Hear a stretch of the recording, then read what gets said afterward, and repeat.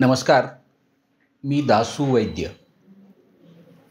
आईल राहू पैल जाऊ पात्र सारे कोरडे.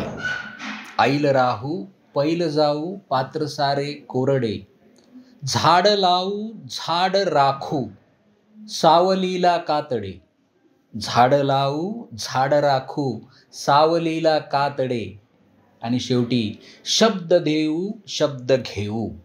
शब्द देऊ शब्द घेऊ अर्थ कोठे सापडे. अर्थ कोठे सापडे. या अर्थाच्या शोधात आपण सगळेजण आहोत. आपल्याला जगण्यातला अर्थ शोधायचा आहे, आपल्याला मरणातला अर्थ शोधायचा आहे, आपल्याला भोवतालातला अर्थ शोधायचा आहे, आपल्याला आयुष्यातला अर्थ शोधायचा आहे, आपल्याला पावसातला, आभाळातला, नदीतला, झाडातला, मातीतला, आत्महत्येतला, दारिद्र्यातला, राजकारणातला सगळ्याचा अर्थ शोधायचा प्रयत्न आपण करत असतो. आणि हा अर्थ शोधण्याचा प्रयत्न जो पुन्हा पुन्हा करून कागदावर उतरवत असतो त्याला आपण कवी म्हणतो.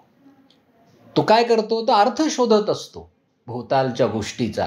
आणि असे कवी आपल्याकडे जेवढे लिहितात, आपल्याकडे म्हणतो की कवी उदंड झालेत, तर मला ही फार चांगली गोष्ट वाटते. कविता लिहिणं म्हणजे विचार करणं, जिवंतपणे भोवतालाचा विचार करणं.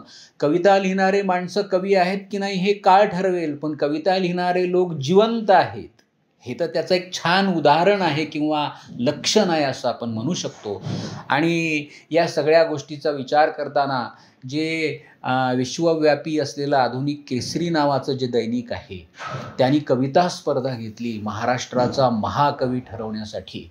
आणि त्याला प्रचंड असा प्रतिसाद मिळाला आणि अनेक कवींनी, देशातल्या कवींनी त्याच्यामध्ये सहभाग नोंदवला आणि त्यांच्या उत्तम उत्तम रचना या स्पर्धेमध्ये दाखल झाल्यात. आता खरं तर त्या कवी एवढेच बाकीचे लोक, माझ्यासारखे लोक पण उत्सुक आहेत की आता याच्यात महाराष्ट्राचा महाकवी कोण ठरणार आहे.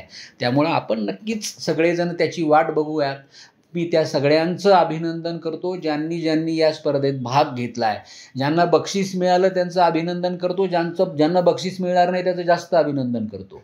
त्याचं कारण असं आहे की मला व्यक्तिशः असं वाटतं की बक्षीस मिळालं पाहिजे, पण बक्षीस मिळणं ही गोष्ट शेवटी कशासाठी असते तर आपल्यामधलं स्वत्व आपल्याला सापडलं पाहिजे.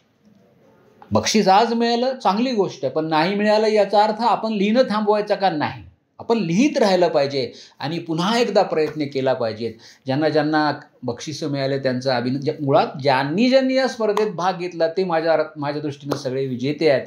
त्या सगळ्यांचं मनःपूर्वक अभिनंदन देतो आणि आधुनिक केसरीच्या या विधायक वाङ्मयीन साहित्यिक उपक्रमाला मनःपूर्वक शुभेच्छा देतो. धन्यवाद.